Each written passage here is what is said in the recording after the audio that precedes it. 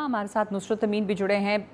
नुसरत, वहाँ पर पाकिस्तान के अखबारों में, टेलीविज़न चैनल्स पर अब इसकी क्या खबर आ रही, कैसे देखा जा रहा है इसे?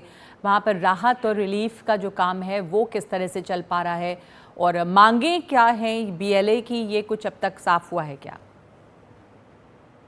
जी, इस स्पेसिफिक इस हादसे के हवाले से, इस वाक़े के हवाले से उनकी पर्टिकुलर कौन सी डिमांड्स हैं वो अभी फ़िलहाल कन्वे नहीं की गई हैं किसी अथॉरिटी को या मीडिया को।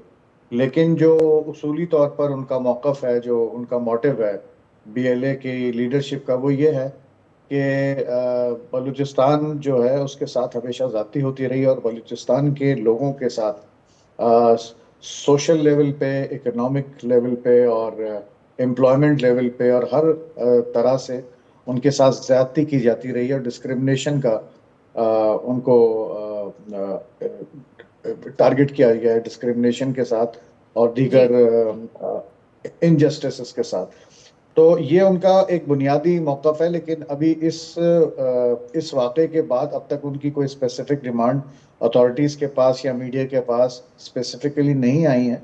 अलबत्ता ये ज़रूर है कि जहाँ पर ये वाक़या हुआ है सिब्बी थोड़ा दूर है, कोयटा से ये पेशावर जाने के लिए ट्रेन रवाना हुई थी। तो ये एक बहुत ही खुश्क और बहुत ही पथरीली चट्टानों वाला इलाका है। ये रेत और मिट्टी से भरा हुआ इलाका है। यहाँ दूर दूर तक रेस्क्यू की जो सहूलतें वो मौजूद नहीं हैं। उसके बावजूद अथॉरिटीज़ ने और मुख्तलिफ एजेंसीज ने फौरी तौर पर रेस्क्यू और जितना मुमकिन हो सकता था वो उन्होंने फौरी तौर जी। पर भिजवाने की कोशिश की और बाकी ऑपरेशन जारी है। तो ये क्या कुछ पता चला है कि उसमें लोग कितने थे? क्या उन्हें वहाँ से अलग ले जाया गया है? जो खबरें थीं कि सेना के लोग भी उसमें थे या आईएसआई के लोग थे इस ट्रेन में, इसकी किसी तरह की कोई कंफर्मेशन है कि कितने लोग थे? क्या सिक्योरिटी फोर्सेस कितनी थीं? क्या आईएसआई के भी लोग थे उसमें? देखें, बीएलए की जब भी कोई कार्रवाई होती है तो इस तरह के एप्रीहेंशंस, इस तरह के खदशात सामने आते हैं और उमूमन ये इमेजिन किया जाता है कि अगर बीएलए ने कार्रवाई की है तो उसका शिकार होने वाले लोग या तो एथनिकली पंजाब से ताल्लुक़ रखते होंगे, किसी हद तक कराची से, या फिर उनका ताल्लुक़ जो है वो स्टेट से होगा, स्टेट मशीनरी से होगा या एस्टेब्लिशमेंट से होगा या आर्म फोर्सेस से होगा या इंटेलिजेंस एजेंसी से होगा। तो इस तरह की बातें हमेशा होती रही हैं इस हवाले से कि उन्होंने अब तक की हिस्ट्री में कितने लोगों को किस तरीके से किन किन लोगों को निशाना बनाया।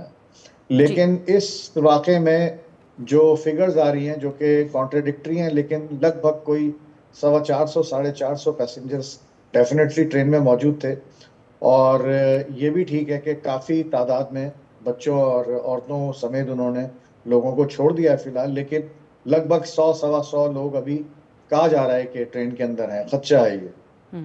तो ऐसा भी अंदेशा है कि ऐसे इतने ज़्यादा लोग उसमें हो सकते हैं। शुक्रिया आपका जी। नुसरत अमीन हमारे साथ जुड़ने के लिए।